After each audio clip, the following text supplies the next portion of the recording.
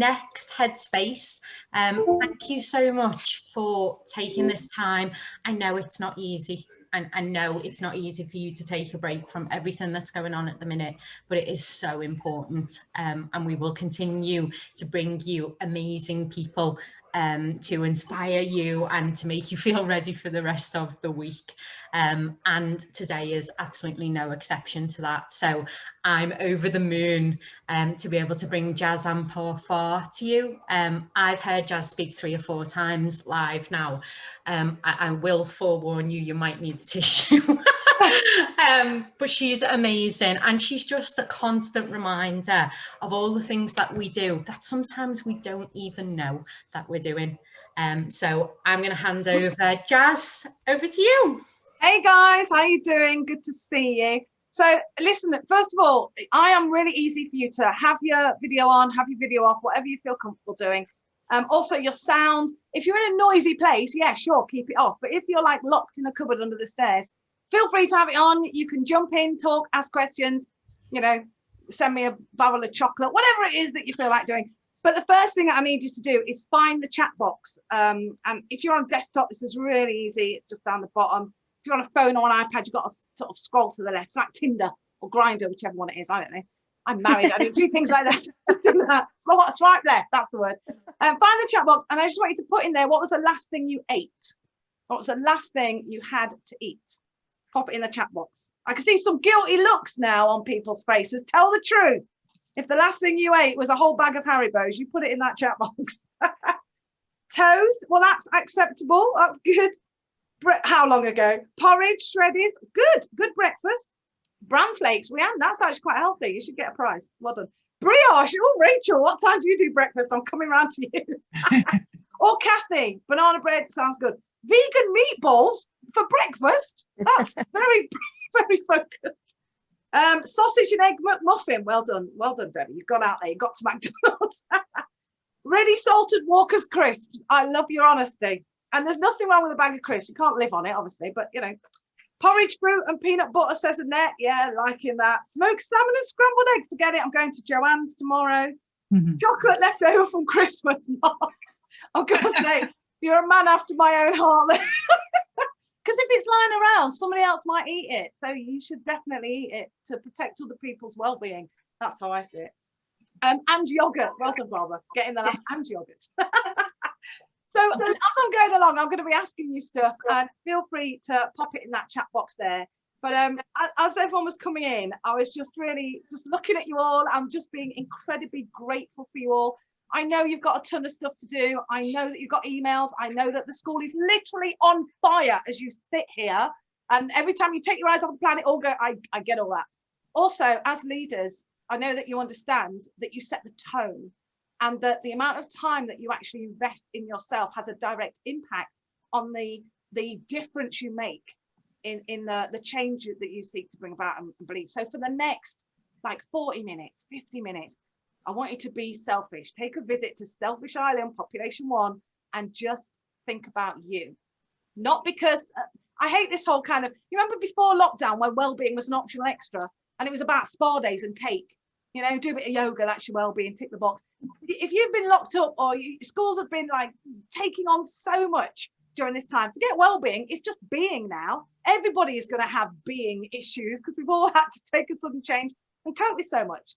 But at the minute, leading yourself has become suddenly much more important than leading others in terms of where you start. Because you, schools, you are hero makers, and hero makers need to be an invincible team. And you've shown your invincibility by the fact that, I love it when the government keeps saying schools are closed. I'm like, not the schools I see. I don't see any closures. I see people working twice as hard as usual, doing remote learning and looking after key worker children. But anyway, that's semantics. But during this time, for you to be able to create heroes, make heroes out of your students, you need to be invincible. You need to be an invincible team. And invincible teams are made up of individuals that are empowered. And to be an empowered individual, you've got to know yourself in order to lead yourself, in order to lead and impact others. So I want you to spend some time thinking about yourself. Just give me a yes in the chat box, or a number. Give me a number in the chat box. Do you have any children of your own that you actually live with, rather than just, or you have in your house sometimes, rather than just give me a number, how many? Because I think we forget this. We all talk about being leaders, leading yourself. You lead yourself, you lead your family, you lead a team, you lead someone at work, you lead in your community. And if you're navigating this with children as well, can we just take a minute to recognize that?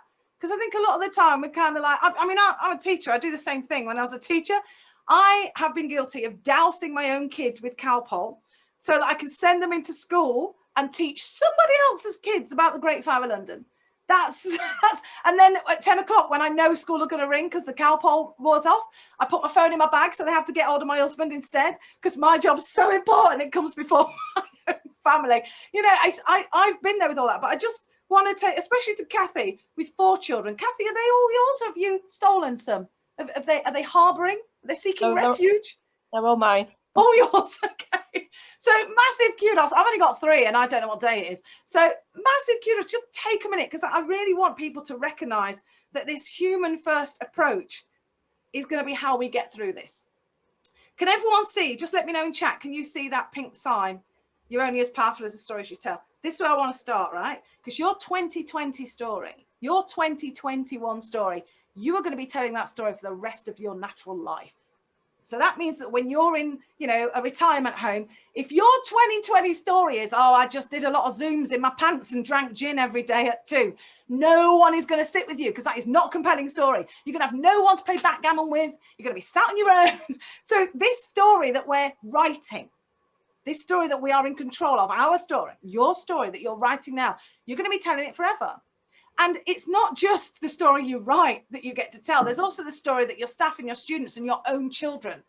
Think about the story that your own children are going to tell about your parenting during this time. That's a legacy that you're creating. There are so many different areas and facets. So we want to do everything we can to make this story a compelling story. Like last year in November, I was 50. And I've had big plans because I didn't think I was going to live past 40. So when I got to 50, I'm like, 10 years. So I had big plans. I wanted to go abroad. I wanted to take people with me, blah, blah, blah. And I couldn't do anything. And it was right in the middle of that, your tier 2, tier 4.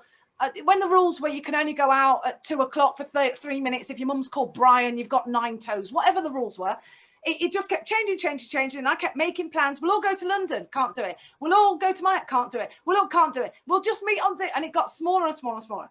And at some point, in the midst of people losing their jobs, having like real stress and anxiety, losing relatives, being afraid, I'm moaning about not being able to have a birthday party.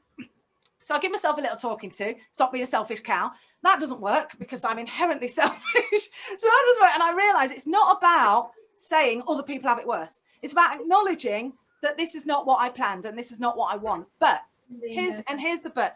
I will not let frustration be my theme tune to my 2020, 2021 story. I will not let that, because my theme tune is going to be anything by Beyonce, but it is not going to be frustration. It's not going to be this intense buildup of anger I have towards Gavin Williamson.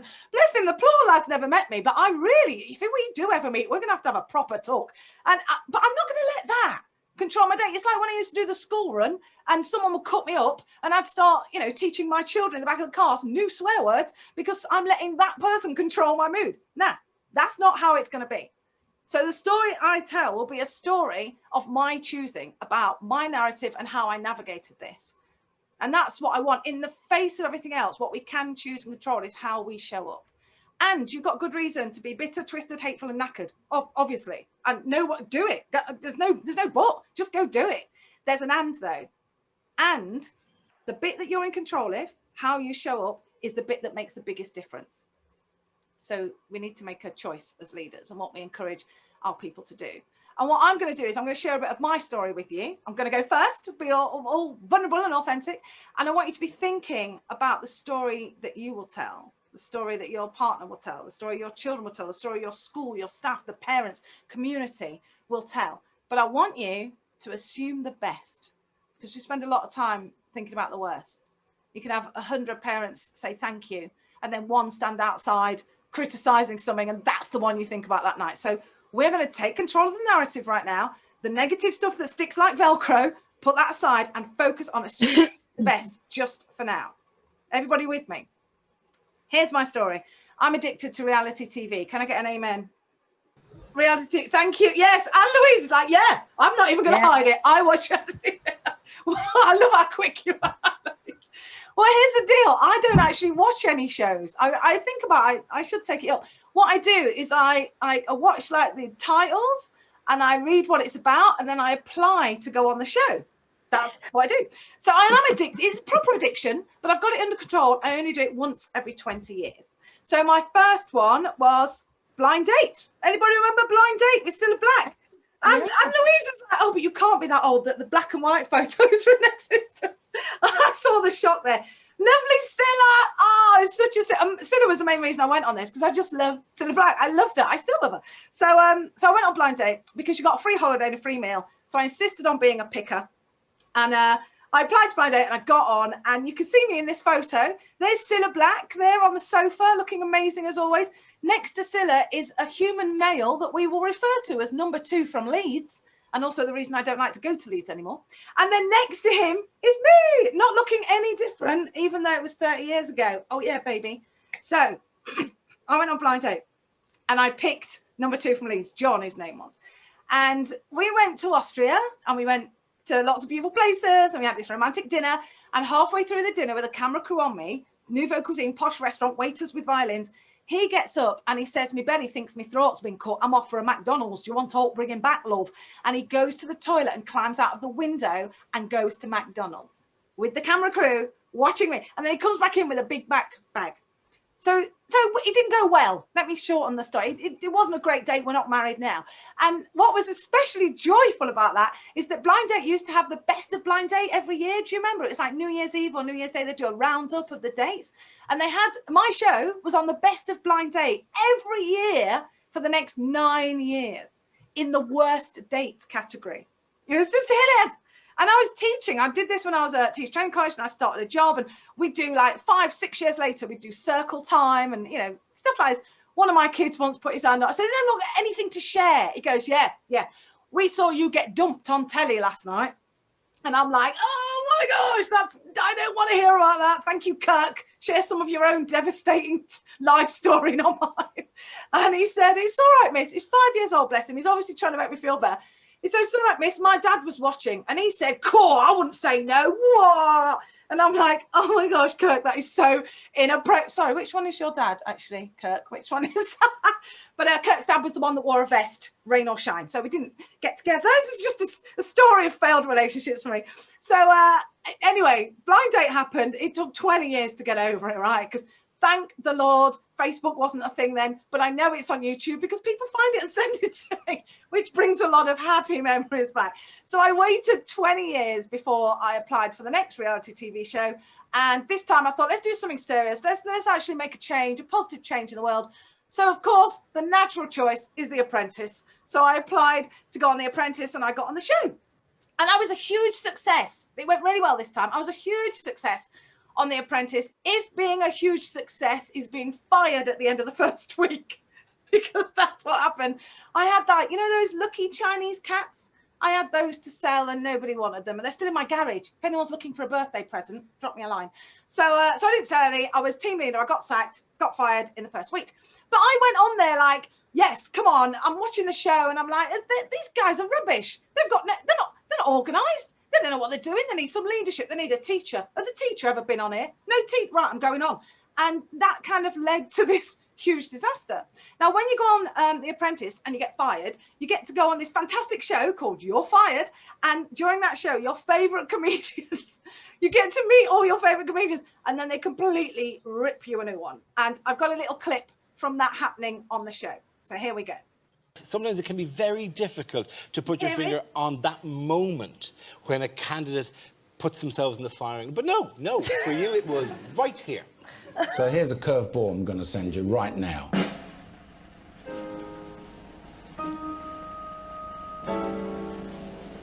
Ladies, who's going to be the project manager on this task? I am.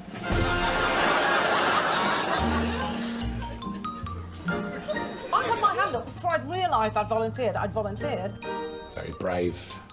Very brave indeed. Yes, brave bravery and stupidity are quite close together, aren't they, really, on the spectrum? And what's interesting about this is people say to me, but why did you volunteer? And I'm like, because I thought I was going to win, obviously. It just made sense at the time. And it's what's interesting as well is that every 20 years I do this. So 20, I went on Blind Date. 40, I went on The Apprentice. I'm 50 now. I've got 10 years left. I already know what I'm going to apply to when I'm 60. Love Island or RuPaul's Drag Race. I haven't decided which yet. But I'm definitely going to pick something that can't go any worse. So the thing is, when people want to find out, why would you do this? Why would you volunteer? There's two reasons. It is that I thought it would go well. So volunteering is a good thing. Step forward, step up, do that. But the second thing is, I'm genuinely not scared of failing. Genuinely not afraid. I mean, I wouldn't even say I don't want to do it. I know that I can reframe, pivot and go again. So, and I know that failure is like rungs on a ladder that get you to success. And I want you to imagine this for a minute, because we all say we're not feared of failure. We're not a fear. We all say that we're not scared. And yet, we live under the kind of auspicious dangling sword on a hair of Ofsted the whole time, pre-COVID, obviously. And we don't always notice that fear is driving our bus and driving our decisions, because fear can show its face in comparison, comparing your front stage to everyone else's backstage. Fear can be in terms of worrying that you're not good enough, you're not getting it right, you're not doing enough, but keeping it together. Fear manifests in lots of different ways. But I literally have a handle on that. And that is not who I am. It's not who I was, but it happened because of you, because of your impact. So that's what I want to kind of share with you. And obviously, people always want to ask questions. And if you want to ask about Lord Sugar later, yeah, feel free. But I also know quite a bit about resilience. This is my year one photo when I was in year one. Right, I want you to see if you can spot me. There's only 3 brown ones. This is not hard, right? It's either yellow jumper, green jumper, or blue jumper, right? So scan the crowd, find the brown ones and put in the box. Which one do you think I am? Let me know in the chat box. Which one do you reckon I am in there? I just want to say congratulations to Louise, who has a baby on the way. And please put your growth of a human first. That's amazing. Green. Okay, lots of people think green. Oh, okay. When I first showed my husband this, he got it wrong. It's not green. That it wasn't. I'm not the green one. We've got blue. We've got yellow. That's Brian. Thank you, Louise. That's Brian. That's a boy. Okay, but thanks for that. Yeah, brightens my day.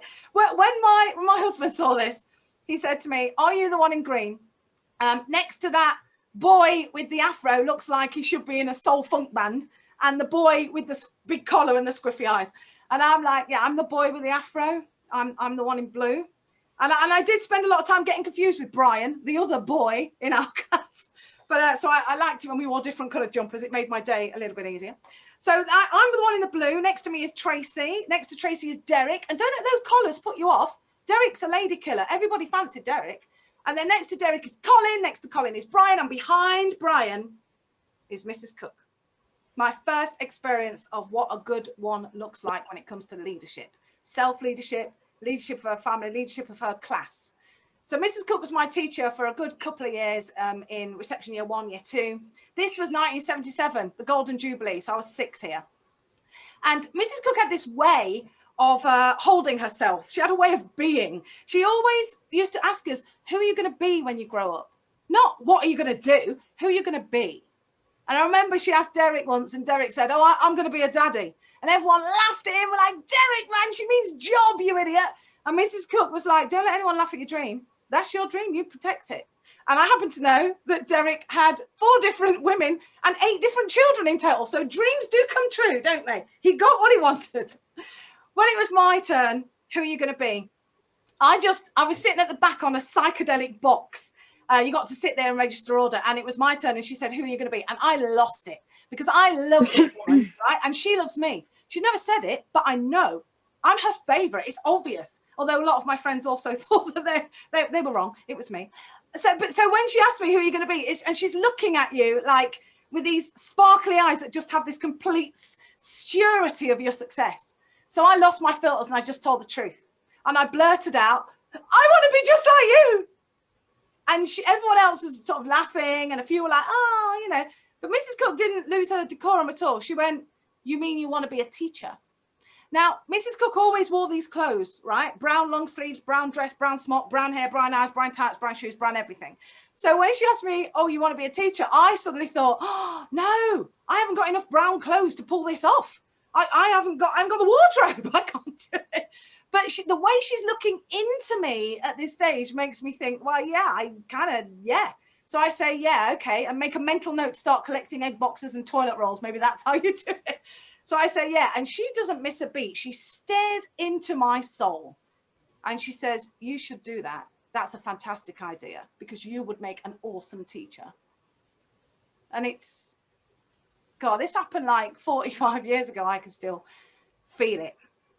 It's like she put a gold rope around my waist and tied the other end to a stake that she hammered into the earth's crust. And the next 20 years were me being pulled toward this impossible vision.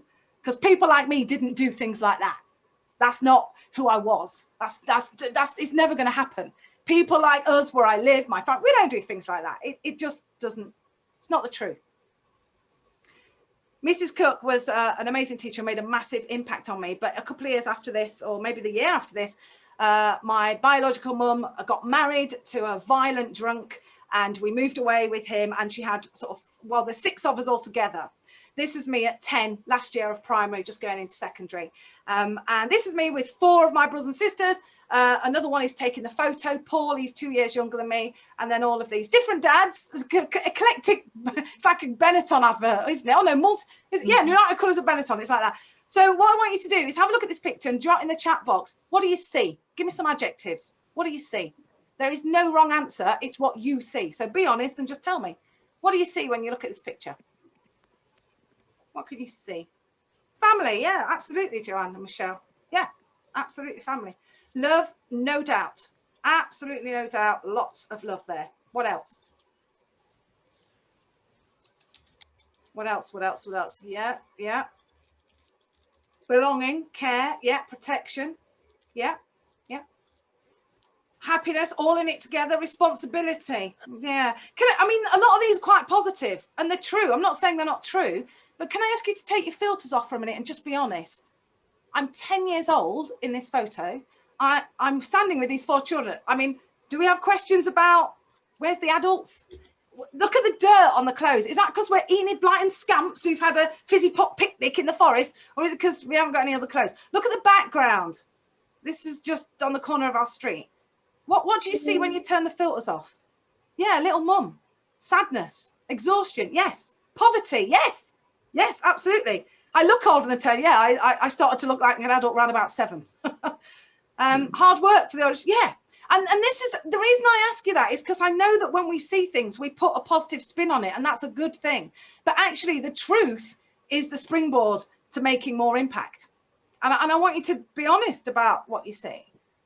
This photo, you know, I was responsible for those kids. They were my children. I got them up. I stole food for them. I got them dressed. I stood in the way to take beatings. I took them to school or playgroup in the morning because it was safer there than it was at home. I was late every day because I was taking them in. And while I was in primary school, which was an incredibly nurturing experience, you know, I love school because school loved me first. And while I was in primary school, it's a different part of the city because we'd moved away when my mum got married to this guy. I could navigate the chaos at home and measure it against the disconnect of life in school. But the moment I left left primary and started secondary, it became impossible because there was so much. The school I went to in particular, very big on, they got the 3 B's, but they got them in the wrong order. My primary school was belonging, believe, behave. Right? Belonging, you belong. I don't care who you are, where you come from, what you do. You're part of this family. We stand with you. We value you. You belong. We will fight for your highest good. You belong. And because you belong, you start to believe that perhaps more is possible than you thought. Maybe the impossibility that you believe you live in, maybe that's not impossible. You start to believe you might be able to be more than you thought. And then your behavior starts to change. So primary school was amazing, but secondary school had the same B's, but in a different order. They had behave right at the top. You've got to behave in a certain way. And the way for my secondary school was kind of sort of very white and middle class. And I was brown and working class. I didn't speak the language and I needed a bit of translation. So on the first day of secondary school, We're in the quad, which I didn't know what a quad was, short of quadrangle, but I didn't know that at the time. We're in the quad and we're chatting, and somebody said something. Now, where I come from, spitting is punctuation, like spitting on the ground is like, no way, or yeah, or you know what I mean? It's like that. So we're chatting and someone says something and I punctuate what I've said with spitting on the ground, which is what you do. And a teacher came up behind me, an adult came up behind me and lifted me off the ground in my blazer. Lifted me off the ground. How dare you deface the quadrangle? And I'm like, oh my gosh, so many words in that sentence. I don't know what I've done, but clearly I've done something awful. Is anyone going to tell me what it is so I'll make sure I never do it again? And so that I just felt wrong a lot of the time. I was just wrong. I just didn't get it. I didn't understand. I was being held accountable for my own disadvantage, and I didn't know how to not be disadvantaged. I didn't have the emotional literacy for it. So secondary school became a journey, a struggle. This is my life at home, but this is what it looked like in secondary school because, you know, school had bought me a blazer and I was there with Caroline Myers ribbons in my hair. This photo was taken 3 weeks after I started school for their battle board. And it's also taken 2 weeks before we had the sex ed period talk from Mrs. Gawtry, our PE teacher. Now, so far, I'd come across Mr. Ruddock, who was our history teacher, who was amazing. He used to stand outside school and welcome you into school in the morning. And he had a beautiful and unique way of welcoming people as they came in to set the tone for the day. And it was, where's your blazer? Sort your tie out. Pull your socks up. You're late. Welcome. So, and I was late every day because I was taking my brothers and sister to playgroup and school to keep them safe. So, you know, rather inconveniently for me, school started at the same time as my sisters and brothers' school. So I didn't have a choice. It was them first, then me. So I was late every day. So every day I would come in and Mr. Ruddock would see me. You're late. Where's your blazer? And I'd be like, wah. And he's like, see me after school. And I'd be like, wah. And that was my start to the day. On top of that, sometimes, like especially on Mondays, I was always in trouble on Mondays because I hadn't eaten since Friday, free school meal. So I was hungry and tired and running on it fumes Monday morning. And I remember one time I came in with a bottle of Lucozade and Mr. Ruddock took it off me because bottles aren't allowed in school, which is true. And that's a rule. And zero tolerance with this school that behaviour comes first, believing in the delayed gratification of education and then you can belong. But I never had a chance of reaching belonging because I couldn't behave. I didn't know what I was supposed to do. And believing in the delayed gratification of education, I mean, where I live, everyone's on the rob. You don't need history GCSE for that. So the translation was lost. But in the midst of this lack of agency, in the midst of this feeling that nobody was for me, people were doing stuff to me, sometimes people do stuff for me, I found people who did stuff with me. 5 everyday heroes throughout my educational journey. And the second one was at junior school, Mr. Williams. Mr. Simpson was my secondary school one. He used to teach geography. And he used to stand in the late corridor in the morning with his sleeves rolled up and his tie loose, as if geography was in some way hard work. I mean, I didn't listen to everything, but it's basically rivers, isn't it? There's nothing going on. And he would stand leaning, knackered from geography, leaning on the wall. And every time I came in late, like after my debacle with Mr. Ruddock, I'd walk towards him and he'd see me and he'd go, all right. And I'd say, what's the matter with you? You're some sort of pervert. What are you talking to me for? And I'd shout, I'd spit, depending on how bad things were at home, how bad things got with Mr. Ruddock. I would scream. I kicked him once. That was dealt with. But it didn't matter what happened because the next day, there he was again. All right. Good to see you. When I went into his lesson late, he'd be like, oh, I'm glad you're here. Right. Yeah, let's get cracking. And I'm telling you, when someone does that every day for 5 years, it melts the ice around your heart. Mr. Simpson and I didn't really have a relationship. We'd only been there a few weeks when we had to have the sex ed talk. Has anyone done that? Have you had to do the period talk with your own kids, let alone anyone else's? I mean, it's hideous with any kids, but it's not good. And in our school, the PE teacher had to do it, which was a really bad decision because Mrs. Gawtry, the PE teacher, archetypal 80s PE teacher, maroon tracksuit, wrong shade of maroon, with a zip pocket here where she kept a bench and an edges.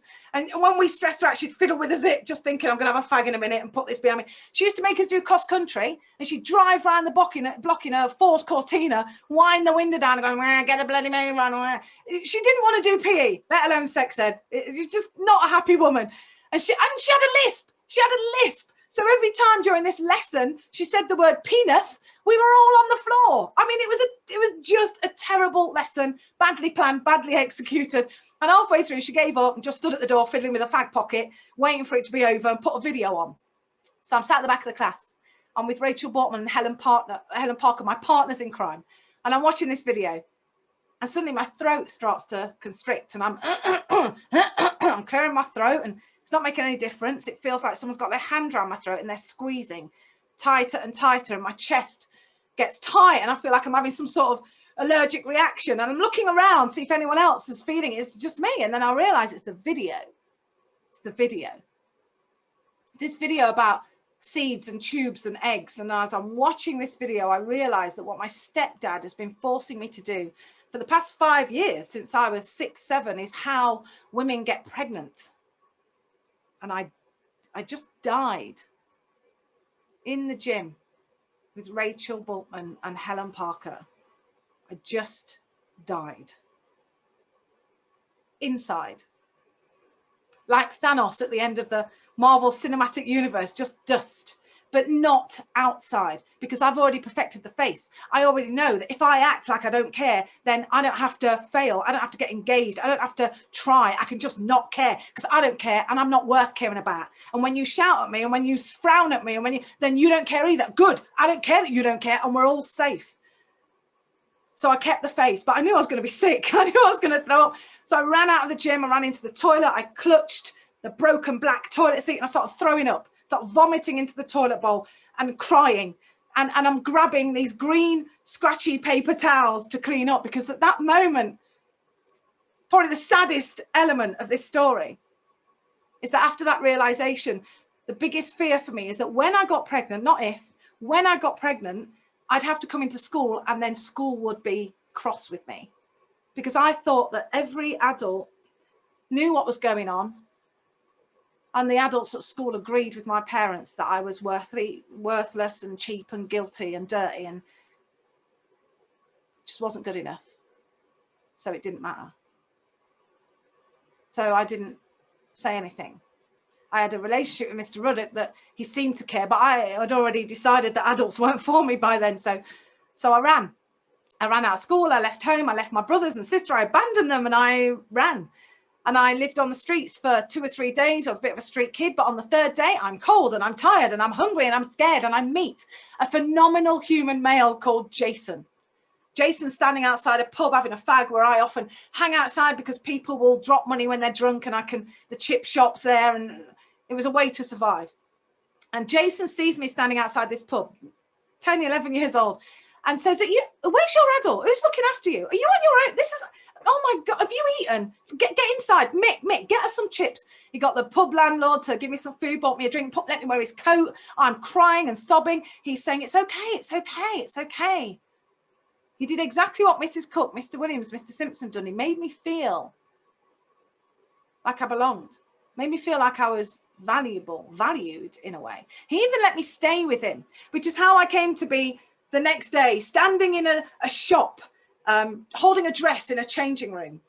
Standing in a changing room, holding a dress. Only it's not a dress. Jason's took me shopping, but not for girls' clothes. It's lingerie. And Jason isn't a kind benefactor. He's a pimp. Obviously, someone who takes advantage of a small child at night is not going to have good intentions. But, pimps, gang leaders, drug dealers, county lines, they know how to enroll. And I honestly think that schools and Gavin Williamson could learn a lot about how to enroll someone, about how to make someone feel that there is trust and compassion and hope and stability amidst uncertainty, about how to make someone feel that what they believe about themselves might not be the end, that they might be capable of more. And I believed him. Basic human need, isn't it? To belong. So I'm standing in the changing room and I'm holding the dress, and I don't know the word sexual exploitation, but I know I am in trouble. I know I'm not safe. School hasn't reported me missing. My parents haven't reported me missing. I'm on my own. How much difference do you reckon that you could make to that little girl as she stands in that changing room? How much impact could you have when you're not even in the room? When you're her primary teacher who doesn't even know where she is anymore? How much impact can you make on a scale of 1 to 10? How much difference does your role, does your work, your life, how much difference do you actually make, do you reckon? If 0 is nothing and 10 is everything, where are you? Well, let me tell you, as I stood in that changing room holding the dress, I'm breaking down. It's like noise. Like when you get off a plane and you're trying to connect your mobile phone, I'm looking at people trying to connect, trying to get a connection. Like, can you help? Do you care? Are you bothered? Do you have time? But there's nothing. I don't know how to read anything back. It's nothing. And I'm on my own and I'm breaking down and it's like white noise in my head. And then suddenly silence. I have no explanation for this. Divine intervention. Silence. And in that silence, one clear thought came to mind. One clear thought that changed everything. And that thought, as I stood in the change room holding the dress, is there is no way that Mrs. Cook would wear this outfit. I haven't seen Mrs. Cook for 6-7 years at this point. I don't know where she is. She's probably teaching back in my old school. I haven't seen it. Doesn't matter. Doesn't matter, because everything she invested in me, everything she sought to achieve, her confidence in why she was in the room, the way she led herself, meant that I remembered everything she told me about how brave I was and how I was destined for greatness and how I was going to be a teacher. And it was enough. I dropped the dress. I ran out of the changing room. Jason, he's leaning on some bras, rolling a joint, doesn't even see me. He's not used to escapees. Once you're in, you're in. I run across a 4-lane main road and there's a police station, social services and a TSB bank. And I run into the police station, I slam my hands on the counter and I try and make myself appear more grown up. And I say, I demand the right to remain silent, because that's what I think you say in police stations. And the guy behind the desk is writing and he looks up at me and goes, all right, and looks down again. And it was this beautiful moment where I wasn't weird. I was just normal for a minute.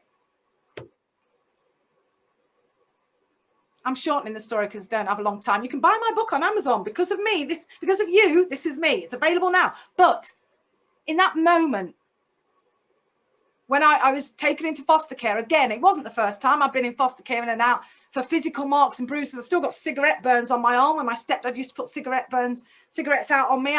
It was well documented, but I never talked about the sexual abuse because it wasn't sexual abuse. It was just me.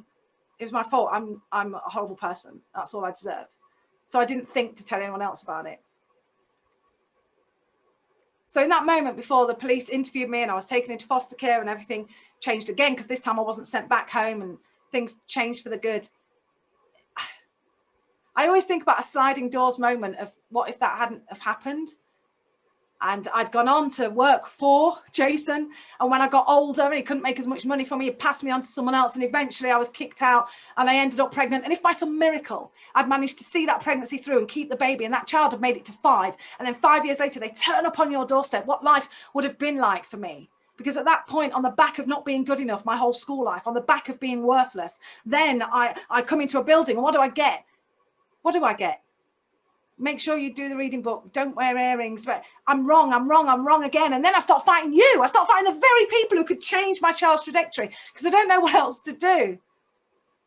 Only that isn't what happened. What happened is that I was rescued and my life changed. And the journey between that and what you see now is as a result of that. Are you getting this? Because when I asked you how much impact you could make, how much difference you could have, the correct answer out of 1 to 10 is 100, because that is the impact you make, that embedding. Your impact can't be measured on a spreadsheet, on an Ofsted report, on a set of SATs or GCSE results. Your impact is what happens when you're not even in the room anymore. Your legacy, the story you're writing now, is the impact that everybody is going to be telling, that the children in your school are going to be telling for the rest of their lives. That's the difference you make. That's the impact you have. And if that doesn't make you want to take care of your greatest resource, then you need to think on it more. Because I am here today because of people like you. Everything I have and everything I am is because of people like you. Don't get me wrong, I did the work. But it wouldn't have happened. I know what the stats are. I know I should be dead. I know I should be on a psych ward addicted to substances. I know all of that. I know what the stats are. I see what has happened to other people in that situation and to my own family. And I am here, and it's because of you. Are you hearing me? This is what my family looks like now. That's my husband, Ed. He's got the best arse south of Liverpool, and I will punch anyone who says otherwise. These are my kids, Trinity, Jacob, and Leo. We have a family motto. I got this from you. We have a family motto, and it is Team Ampaw-Farr, adding value, bringing joy. That's what we do, because people like us do things like that. That's our story. So when we used to be allowed to go to Nando's and we go to a restaurant and we'd have a snotty waiter, my daughter would lean over and go, "Oh, we've got to add value and bring joy to this guy's life now, haven't we?" And I'd say, "Yeah, we do actually, because people like us do things like that. That's who we are." So the waiter would come over and Trinity would be like, "Have you always wanted to be a waiter, or are you going to go to university?" Because she hasn't quite got compassion nailed, but she's really good at conversation. Jacob is brilliant at jokes. He would tell lots of jokes about cheese. I don't know where he gets them from. But by the time the waiter comes with the main course, my secret weapon, Leonardo, you can't get past him. Leo knows that as a 5-year-old, if you are polite to adults, they are putty in your hands. So when the guy comes over and puts the plates down, Leo will go, "Thank you for coming. Hey, man, nice tie." And this guy, like at first, he's like, "Who are this? Why is this family punking me every time I come over?" But we have never got to the end of a meal without waiters falling in love with us. And we never will. You know why? Because people like us do things like that. That's who we are. You know, identity. You can choose your identity. You can choose. I could choose to say I'm a housewife of LA County. But if the housewives of LA County go, "Girl, you're not one of us," I don't belong. Identity is your choice. Belonging comes from agreement. I want you to pause and just remember and reconnect with your why in this moment. Why you came into education in the first place. And it might have been because a teacher inspired you. It might have been because the teacher made you annoyed, you wanted to get it right. It might have been because you wanted to make a difference. I'm hoping it wasn't for the money, because see me afterwards, we'll have a chat. I've got some bad news. But the reason you came into education, the change that you seek to make happens every day, whether you're aware of it or whether you realize it or not. And that's because you managed to stand in this space where you are human first. Now, during lockdown, schools have shown their true colours. You have shown your true colours. Because prior to lockdown, you remember those Ofsted banners? You remember Ofsted banners? Ofsted says our school is good. Like, what really translates as some guy in a suit that didn't fit him very well came round and he checked us off and said, "Oh, you tick nearly all the boxes." It's hardly a cause for celebration, is it? It's hardly the truth about you. It's hardly the value that you bring. What I want to see is truth banners. Banners of truth outside schools, the truth about you. Control your own narrative. Don't let someone else write your story of excellence. How about a banner that says, "We care deeply about every child that comes into this building"? How about a banner that says, "My staff work their socks off because they are going to fight for the highest good of your child, no matter what"? How about a banner that says, "We value everyone, adult, child, you are part of our family and we will stand with you"? How about, God forbid, a banner that says, "We love our kids"? Because during lockdown, you have shown that you are far more than an educational academic establishment. You are the beating heart of a community. You're the hub. You have stood for people. You have fed children. You have supported adults who had no one. You have been the epitome of what we are asked to do. Show up and serve. But the mistake you make is that sometimes you serve your students and your staff and you end up sacrificing your own self. And that's not scalable. You become an iPhone leader where you're all right for 3 years. You work very well and we all show you to our mates. But after 3 years, the battery starts to go dead. So you just chuck you away and get another one. That's not, you deserve better than that. Your kids deserve better than that. A couple of years ago, I worked with 3 heads in a year. All had schools on the ground, all took them to outstanding. Everyone, round of applause, yeah, it's all great, it's all great. They all did really well, so that's good. It's good for the schools, good for them. Apart from, all 3 of them were on antidepressants by the end. 2 had alcohol problems and 1 was going through a divorce. And I find that dissatisfactory. Because what if one of those kids in those school, that school that has suddenly come up to be outstanding, and this school that, and one of those kids has this sudden belief, "I'm going to go into education, I'm going to do it, I'm going to be just like my leaders and the people I respect." And then they go into education, then they work their way up and they get a headship. What? Their life doesn't matter anymore. At that point, they should be killing themselves, giving to someone else so that they end up on the floor. Is that what it is? Because if we're doing that, what we're saying to our kids is celebrate your progress, celebrate your achievements, celebrate your resilience, acknowledge what you've done. But when you get to my age, don't do that anymore, because people will think you're vacuous and you'll have no friends. I honestly, for the 5 teachers and surrounding cast of accidental saviours, like the dinner lady that would make us toast in the morning, the caretaker that let us stay behind after school, let us have a go on that Zamboni thing that buffers parquet floors. I mean, he's got no idea of health and safety, but lovely chap. This cast of accidental saviours rewrote a story but it's because they knew why they went there. They were able to stand in the face of adversity. And you don't get to do that unless you are a seasoned chaos navigator. Human first, leader second. You matter. The difference you make is driven by your being. I don't make to-do lists. You're going to die with an unfinished to-do list. Did you know? I worked that out the other day. I was like, oh, this is a mug's game. I make to-be lists. And on those to-be lists, I put down, how do I want to feel at the end of this meeting, at the end of this day, at the end of this night, at the end of this year, at the end of this lockdown? How do I want to feel? And then I do things that will make me feel like that. And I don't write bitter, twisted, hateful, knackered, because I don't want to feel like that. There's something about focusing on what matters most and being able to deliver it, not just for yourself or for others, but it starts with you. It starts with you. So let me share with you a couple of tools. This one is the 3 R's of resilience, which are also the 3 R's of reinvention. I share these. I've got everyday hero toolkits. For me, I maintain you are everyday heroes. Everyday heroes don't feel like they're heroes. They often feel up against it. They always feel that they're not doing a good enough job. Doesn't matter, because it's not about what they do. It's not human doing. It's who they are. It's human being. It's how you drive stuff, and not leading in fear, not having fear make decisions for you. It takes a lot, and it's not courage. Courage is what firefighters do. That's trained. That's embedded. That's worked for. It's bravery. Bravery is when you're terrified of getting it wrong, but you still choose to take the next step. 10% braver. That's all we need to be. 10% braver than yesterday. The 3 R's. This is where I focus the whole time. This is what I want to encourage you to think about when you think about your own being, not well-being, being. This is about creating a life you don't want to regularly escape from. It's about creating a life that your partner doesn't hate, because you give your best of yourself to your life and nothing to them. The first one is responsibility. You take responsibility for what you're responsible for and nothing else. Contrary to popular opinion, you are not responsible for the happiness of every adult or child that's got any association with their school. You're not responsible for their sustained well-being. You can influence and you can model and you can encourage, but you can ultimately, you're not responsible. People have to be responsible for their own well-being, starting with your staff and autonomy. You can do stuff, but you know, some leaders do stuff to others, some do stuff for others, and some leaders do stuff with others. Mark Finnis talks about this, and the greatest of those is with. And that's what I want to encourage you to think about. What are you truly responsible for? Because when you make the list, when you get the 2 circles, things I can control and things I can't control, in the can control, really, it's how you show up. That's about it. You can't control the weather, Brexit, you know, Boris Johnson, anything. You can't control anything that is outside of your sphere, but we spend a lot of time worrying about it.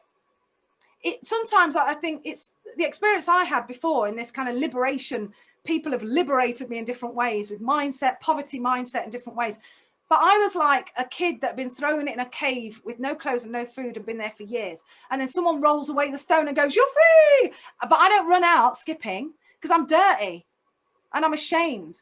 And I'm used to darkness. The light is burning my eyes. And I feel like we're there as leaders. I feel like before, you know, our biggest problem is, well, what are we going to do? And what's the government saying? What's Ofsted saying? What's the results saying? And we're driven by all these factors. And then when that gets rode away, fair enough, it's through this awful experience of COVID and lockdown. But when suddenly that's not there, some of us stay in the cave because we're scared of getting it wrong. We're scared of making a mistake. We take responsibility for things that are not our responsibility. Right then in that moment, your responsibility is to lead your people, to stand with and to lead. Yes, you're going to get it. Of course, you're going to get it wrong. All this, what if I get it wrong? Well, I can help you with that. There's no if. You are going to make a mistake. You're going to be a mistake artist. You're going to be so good at it. You're going to be Leonardo da Vinci of mistakes. And that's a good thing, because mistakes are the route to failure, reframing, pivoting, success. But the way you set the tone has got to come from here. So take responsibility for the stuff you're responsible for and nothing else. Reaching out is really important. I know you've got a community here, and the reason I designed these everyday hero toolkits, they're like, it's like jazz in your pocket, or as my PA calls it, jazz stalking. I'm not stalking, I'm trying to help. But it's like 6-10-minute videos. You can watch them over a half term or over a term, watch them with staff and then talk about it the next. This is because I don't want, I'm not interested in inspiring anyone. You can sit on your bum and be inspired. I want change. I want the world changed, and I can't do it on my own. So I turn to the people who have the biggest impact on the planet, and that's you. Leaders in education. So the Everyday Hero Toolkits are for you to help navigate your staff on a journey of how do we stand? Not in this, it's not this reaction to we're in lockdown. This is a marathon. We've got, heaven knows how long this is going on. And then we've got to support people as we come out of this. And then the journey, this is a marathon journey. And you need to be in a place where you can lead and support others. So reaching out is really important. It is not cute to do this on your own. I'll tell you what else isn't cute: to get together with other heads. And when they go, how are you doing? You go, yeah, fine. How are you? And you go, yeah, fine. Because if you said anything else, you'd cry. This whole comparison thing of looking at the school down the road and going, oh God, they're doing live lessons. Oh, they got really good video. Oh, they got backgrounds that look amazing. Pack it in. Stop comparing your backstage with their front stage. It's not about, comparison is a killer. It's just going to suck all the joy out of what you do. And it's going to keep you feeling constantly not good enough. If you see someone who you think is doing something better than you, get on the phone and go, hey, I am so pleased we're on the same team. How can you help me? What can I do with this? Don't sit there feeling inadequate. That's not good enough for your staff, and it's not good enough for your kids. So it certainly isn't good enough for you. You're worth more than that. So reach out beyond what you believe is possible. I'm in lots of heads groups, and it's killing me watching them. Here's the problem with this: the leadership you're receiving from above is not liberating, right? It's a bit dominating. It's lots of challenge. It's not much support. It's, you know, Gavin, I'll see you in court, Williamson. It's not liberating leadership, right? But a lack of liberating leadership is not an excuse not to be an unliberating leader. Right? Fortunately, decisions that are made from above, you still get to be a human fence between that and your team. But I don't want you to take it on yourself. Reframe is the last start. I really want, this is something that's made such a difference. Look at me, listen to me. You know, this isn't like me pretending I'm okay for an hour while I talk to you. This is my ability to reframe. It's the time it takes from when you fall off the log to getting back on again. And that for me was months, it was weeks, and now it's days. I think I could do it in hours, probably minutes. It's that reframing. Because the most important thing is you getting it wrong, you making mistakes, you not being good enough. These are your scars, and your scars are your superpowers. They're the very thing that make you appear human. They're the very thing that enroll others. They're the very thing that make people stand with you in loyalty. This is Japanese art, kintsugi. They take a bowl and they break it, and then they fix it together with gold leaf. But the bowls like this, the kintsugi bowls, are worth so much more than the same bowl when it's whole, because they're more beautiful. They're considered more valuable. Your scars are the thing that makes you so valuable as a leader. Don't feel you've got to hide them. I want to give you, make sure, take a picture of this screen. I want to give you 2 things you could take away with you, 2.5 things, and then kind of end and wait for question stuff. But you can take a picture, do it. If you can do it with your screen, Control F, stop, left elbow, whatever it is, or get your phone out, go low tech, or sketch it down on a piece of paper. That's really low tech, but take a picture of this, because this is your impact score. This is something I want you to do for yourself, and you could do with team as well. I have stopped asking people, how are you? Because I've been locked in my house with my kids for 3 weeks. How do you think I am? So I'm not interested in how you are. I'm interested in what's your impact score. The idea is there are 5 things around the edge, and you give yourself a percentage out of 100 for each of those 5 at the moment you're doing it. I do this like every week, every couple of weeks, just to see where I am.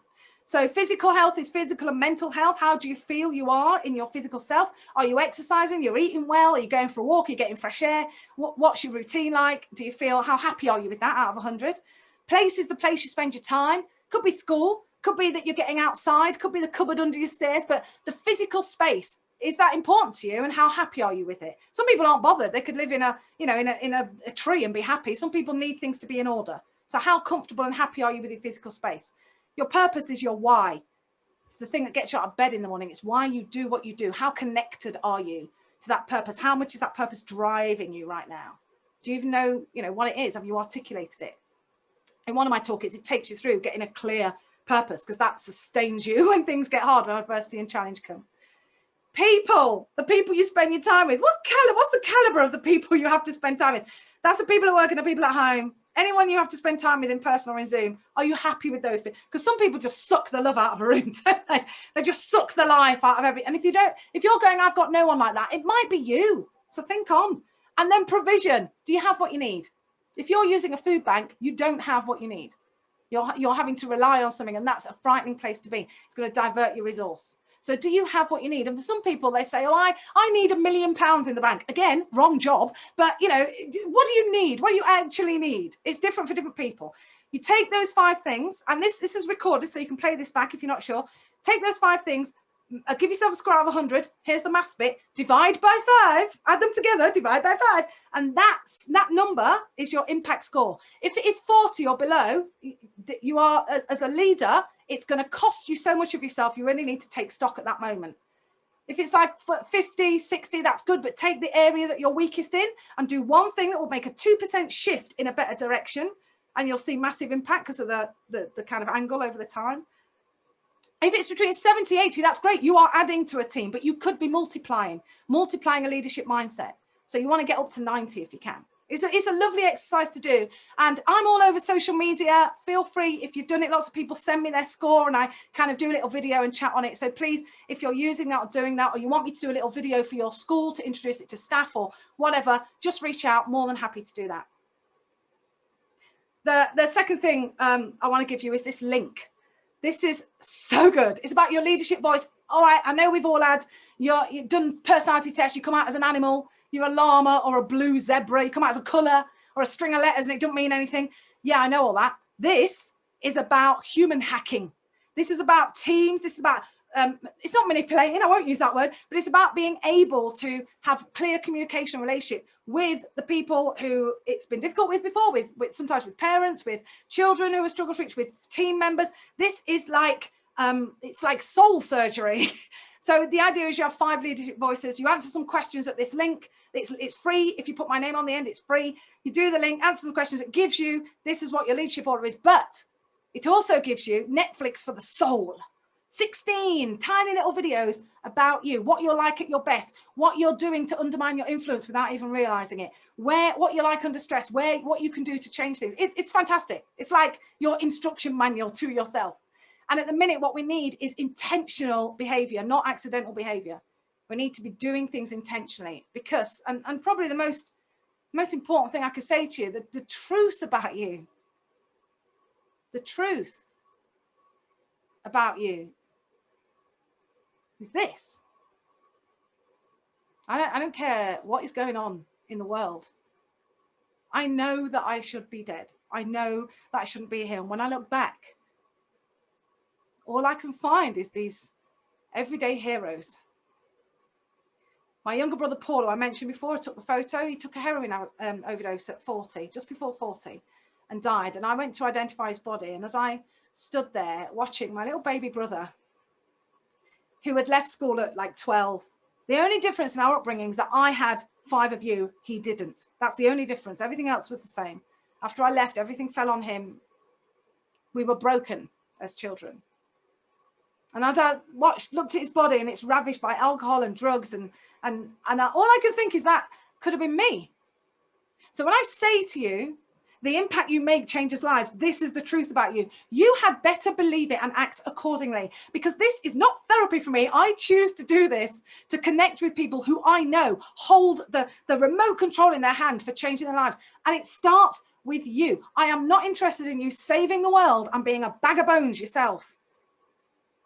The people who made a difference to me were the people who knew why they were in the room, and they led themselves because they knew themselves. They were able to inspire others. They built invincible teams and they created a hero.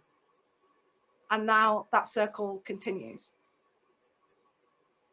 I hope something that I've said has resonated. I know while I'm talking, you're listening, I can see that, but you're thinking about names, aren't you?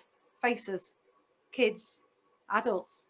People you know might have a similar background, and you're thinking about them while I'm telling your story, and I want you to hold them in your heart, not to make you work harder and longer, but to make you realize that your greatest resource, yourself, is the one that you must protect in order to show up as your full fat self for that child and their community. And on behalf of every kid, right? Every child who's you've taught in the past.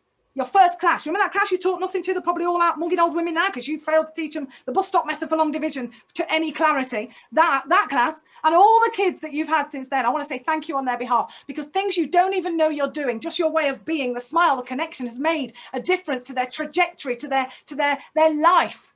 You have changed lives. Thank you. On behalf of the kids now, the kids in your school, the kids today, The kids who are sat at home, the kids who are in the building, the kids that you show up for, that you organize for, that you enroll and enhance and amplify their voices on behalf of those kids, even the ones that annoy you. Thank you, thank you, thank you for who you are. Thank you for what you do. And on behalf of all the kids that haven't even been born yet. Now, looking at you, some of you are really old, you're going to be dead, you can ignore this. But those of you who've got life left in you, on behalf of the kids who have not even been born yet, but will be born and will be born into chaos and will come into your school. And because of you, their story, their trajectory will be changed. Thank you. Thank you. Thank you. Thank you. Thank you. You will never be thanked enough. There are no words. But from the bottom of my heart, thank you for who you are and what you do. Protect what's important so that you can carry on showing up. Thank you so much. Thank you for listening. Thank you for staying awake. Thank you for showing up, turning up at school today. And yeah, I could say thank you for the next 40 hours and it wouldn't be enough. But take it from me, you're awesome. Now, listen, I know sometimes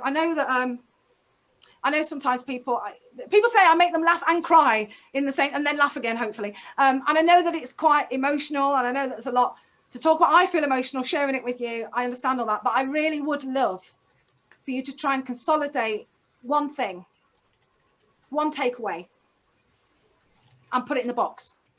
One takeaway. You try and tie it to a being, to a doing. Is there something you're going to do more of, or something you're going to do less of? Make a promise to yourself. One thing. Can be as small, the smaller the better, actually, because then you'll actually do it. What's one thing that you could do more of or less of in relation to what I've said? And I'm happy to answer questions. Put your mic on, or type a question in the box, or just share a thought. Don't miss the opportunity, because you're standing facing one of the most difficult kids in your school right now, a few years after they've left you. And this is what you do. So I love, Kathy says it's my narrative, I'm going to take control. Oh yeah, Kathy, just put it on, wear your wolf coat. That's what my friend says, put your wolf coat on. Do you know, it's so funny around that whole thing around narrative, because we feel like we've got no control all the time, and there are a lot of things that we haven't got control of. So don't waste any energy there. Wherever your focus goes, your energy is going to flow. So focus on the things that you can change, and they're the things that you can show up for. Because it's so easy, and it would be okay if you just sit slagging off the government all day. Yeah, do that. Get mad at a virus that you can't actually pin down and tell off. Yeah, do that. But if you want change, then you've got to direct your energy into your own narrative. So thank you for sharing that. I love influence. Yeah, and intention. That's the thing. We always show up accidentally. Well, like I'll say to my kids when we get in the car, when we used to go anywhere, right, stop fighting or I will turn this car around. I'm not going to turn the car around. I'm not going to do that, but I say it because I just go into accidental mode. If I was intentional, then it would be different, but it's remembering to be intentional. And when I'm saying, I love, Michelle, that you said take responsibility for what you can control. It's not a harsh thing. I just know that you're up against it right now. And my concern is that no one is really looking after the leaders, and we are going to lose leaders through this, and we need you. So I want you to do everything you can to make sure you're there. Oh yeah, Lynn, focus on the to be, not to do. That's life-changing. It's been life-changing. And don't beat yourself up. You know what? Go ahead, beat yourself up for the things you can't control. It just lessens your impact. It just makes you less of an impactful human being. It just minimizes the difference you can make if you're beating yourself up. So I can tell how much you care about your school by how much you care about yourself. They're totally connected. So I would say take a day off from telling yourself how awful you are, and start treating yourself the way you treat your staff and your students, and see if anyone notices. So any questions, anything anybody wants to ask? I mean, no one's asked how come you look so much like Beyonce? I'm not sure, you're trying to be polite. You can ask, it's fine. Yeah, so any questions, anything to ask or share? Annette, I see you looking thoughtful there. You look like you're on the verge of formulating a question. So just Geraldine. Actually, I think you're all concentrating really hard. Are you all right? Breathe. You're all right on the edge. I have never seen them all look so serious ever. Oh, Louise, that is such a great question. Mrs. Cook, right? I can't find and thank the 5 everyday heroes that changed my life, but I found Mrs. Cook. When I was doing A-levels, I was training, I got a place at college, teacher training college, and I went to tell her. I went back to my old school, and she was there. She was still like a bit fatter, a bit older, but she was still dressed in brown, same haircut, and she's bending over this snotty-haired basin haircut kid, sorting him out. And I like lose it. I'm like, oh my God, it's like meeting Barack Obama. And I'm like, Mrs. Cook, it's me. And she goes, hello. Didn't even recognize me. I'm like, how could you not recognize your favorite child of all time? This is insane. Anyway, so I explain who I am, and I say I was in your class, and I start kind of circular breathing and hyperventilating. I'm like, I was here. Goes, oh my gosh, I'm going to be a teacher. You said I should be a teacher. I'm going to be a teacher. It's just like you. It's happening. It's happening. And she could see I was kind of like, you know, probably going to collapse any minute. She put a hand on my arm. She said, are you doing well? I just start crying. I'm like, yeah, yes. I am doing so well. You have no idea. You saved my life. You have no idea. I am doing so well. And she looked into me in the same way she looked into me and blessed me with this career of an education, of being an educator. And she said, I am so proud of you. And then she went back to fannying around with a kid with a basin haircut. And I was like, oh, Mrs. Cook, dance with me. This way. And what I realized is you can't still be doing that like 20 years on unless you are invested in yourself, unless you know yourself, you lead yourself, you know why you're in the room, unless you're taking care of yourself. You cannot have longevity unless you take care of you. So what do you want? That's what it taught me. What do you want? Do you want to make a difference in a fleeting burnout way where that leaves your family with a shadow husk of who you were? Or do you want to make a difference and be alive to tell the story and control the narrative? Because it's a different path. So yeah, I saw her, and I don't think, in answer to your question, no, I don't think she does know how important she was to me, because I failed to explain things in a clear way when I met her. And I've written to Mr. Redman and Miss Archer, and I've sent them my TEDx talk. I'll put that in the chat box in case you haven't seen it. Definitely share that with your staff. I sent them my TEDx talk, which talks about them and names them. And both of them just wrote back and said, yeah, glad you're doing well, well done. And I'm like, you need to take some responsibility for this. This is because of you. And I think it's when you're in that vein of doing, you know, that's what your goal is, isn't it? That's what your goal is, to get people to feel differently about what they can do. And I guess it worked. And they're just like, yeah, that's what we expected next. But all of them, you know, had great careers, long careers, and one works in a coffee shop, the other one's traveling, well, was traveling the world, don't know where he is now, teaching drama in China. And it's legacy. It's legacy. That's why it's such an honor to stand with you and chat with you now. And I know you've got other stuff to talk about, but I'd really love, you know, after I've spoken, a tiny percent of people, hardly anyone now in the first couple of years, but hardly anyone, people say to me, I'm so sorry about what happened to you as a child. And I always think that's a bit odd, because it's happening now to children in you don't, like, thank you, but, you know, I'm good. Obviously, this is therapy. I'm sat on the sofa for 40 years, crossing my fingers, hoping everything else turns out. I've done the work, and thank you for, yes, it is sad and awful, but that's not what I'm about. What I'm about is the difference you make, and I hope you haven't missed that as well. That most people say, oh, you're an inspiration. What you said was inspirational, and that's lovely, but inspire is a verb. It's a doing word. Yeah, one teacher, oh yeah. It's a doing word. So you have to, if you're inspired, you have to do something. You have to be galvanized into action, more of something, less of something. But the biggest thing that I love the most is when people contact me, it's usually after a talk on social media or an email or whatever, and they say, because of what I heard, this is what I think or feel or I'm going to say or do now. That's my why. It's about amplifying you. It's about you amplifying you. So if anybody wants to do that, to reach out to me, I would be honored.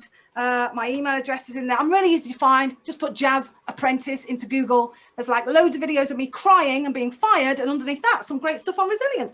So there's lots of stuff there. The Everyday Hero Toolkits are just, people are loving them, and it's making such a difference to leaders, leading teams, and getting them to take on more autonomy and kind of stand on their truth about them and hold a strong narrative during this time. So if that's something you're interested in, reach out. I'd be genuinely like tickled pink to hear from anyone. If there's anything I could do, you need a video for school, I can do a little 1-minute video to your staff. Just giving them a bit of a chivvy. So thank you for today. And I hope you have the day that you deserve as everyday heroes today and every day going forward. So thank you so much. Oh, silent claps. It was like we're at a Regency pageant. Oh. I'm very Regency, you know, like all Scousers. Bridgerton. It's Bridgerton is Scouse Regency. That's what. Well, if it isn't, we'll invent it. Thank you so much, Jaz. Thank you, everybody.